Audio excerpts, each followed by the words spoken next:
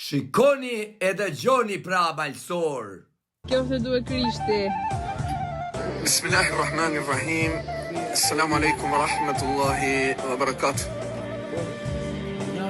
Sot kemi dalë pak në natyrë dhe duke thithur ajrin e pastër, oksigjenin, prej begative se Zoti Xheleshanuhu na I ka dhënë në sipërfaqet e tokës. Pra vllazën malsor, pat, hoxha I Miljeshit del në triesh, me lëvdua Allahun, pikrisht në kryqin e mall, dhe statujen e Jezusit, aty e lëvdon Allahun imagjinar, që ka shkaktua aq shumë vuajtje popullit ton në maljet e malsis, e shumë kanë ik në triesh me shpëtuan nga Allahu, se njekësit e Muhamedit, që ka njek mesimin e Muhamedit, e në Kur'an, në surën 18, që thot me prej në qaf, ata që nuk besojnë në Allahun, u kanë shkaktua këto limje.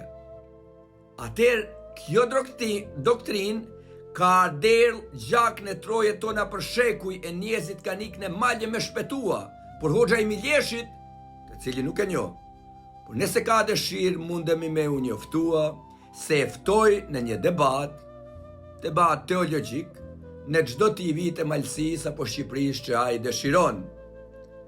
Ky hoxh besoj shërben në medresën e emnuar sipas Mehmet Fetihut, njeriu që ka vra, ka shkatrua, dhe ka nënshtrua shqiptarët në pushtetin e Allahut. Shumë malsor, me ruaj fen, ikën në triesh dhe në malje tjera, e flijuan jetën e vetë me u largua nga luna e Allahut.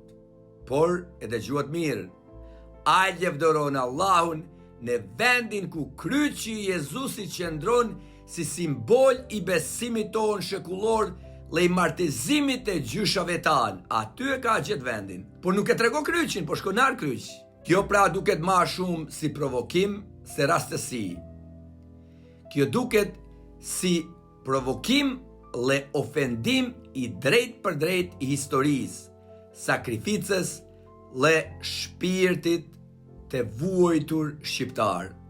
Por, edhe nëse hoxha e ka bon pa qëllim, fakti mbetet, çdo njeri që del në triesh e din fort mirë që kryqi e dominon atë vend, dhe se natyra me bukur merret për Krisht aty në video, se shërben si pikë qendrore